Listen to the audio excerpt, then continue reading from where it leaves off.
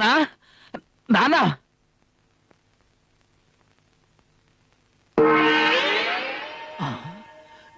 Hello friends, welcome to my channel. ఈరోజు మనం real star Srihari గారు ఊరునైతే చూడబోతున్నాం.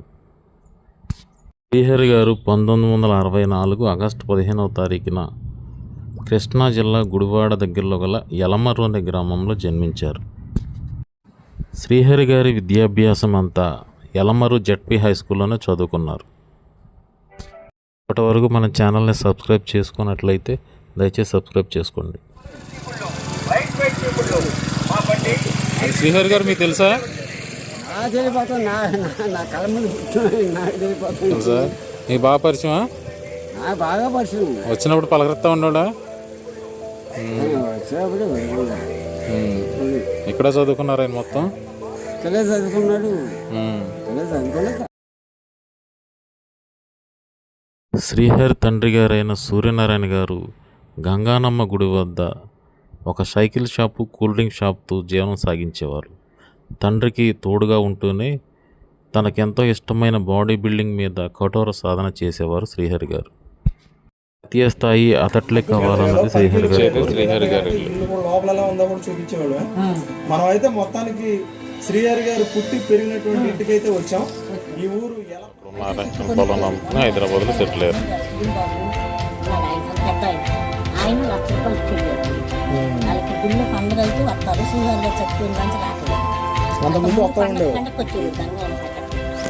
అంతకుముందు వస్తూ ఉండేవారు. వచ్చేవారు పండగ అన్నాలు 3 రోజులు ఉండేవారు. ఇప్పుడు కర్ణాలు దాంట్లో ఉండి వెళ్ళిపోయారు. నేను కూడా వస్తున్నాను. కర్ణాలు గారు కిరాణా కొట్టి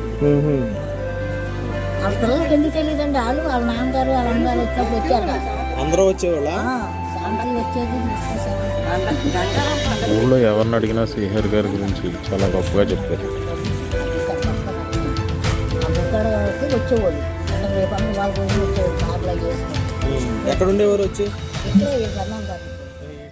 హైదరాబాద్కి మకాం మార్చిన తర్వాత అనేక శారీరక దారుఢ్య పోటీల్లో పాల్గొని మిస్టర్ హైదరాబాద్గా 7 సార్లు అవార్డును సొంతం చేసుకున్నారు శ్రీహరి గారు.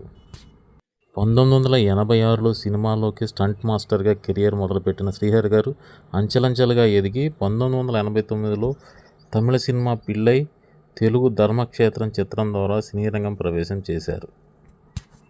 2000 సంవత్సరంలో వచ్చిన పోలీస్ చిత్రం ద్వారా చిత్ర పరిశ్రమకు హీరోగా పరిచయం అయ్యారు.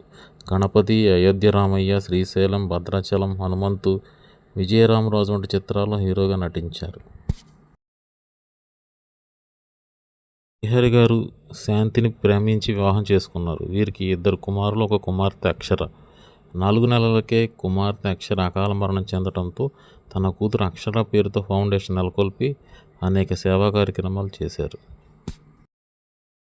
తమ గ్రామానికి చెందిన శ్రీహరి రాష్ట్ర స్థాయికి ఎదిగి గ్రామం పేరును నలుదిశలో చాటినందుకు గర్వంగా యలమర్రు గ్రామ ప్రజలు 1989 సంవత్సరంలో శ్రీహరిని హైదరాబాద్లో ఘనంగా సన్మానించారు.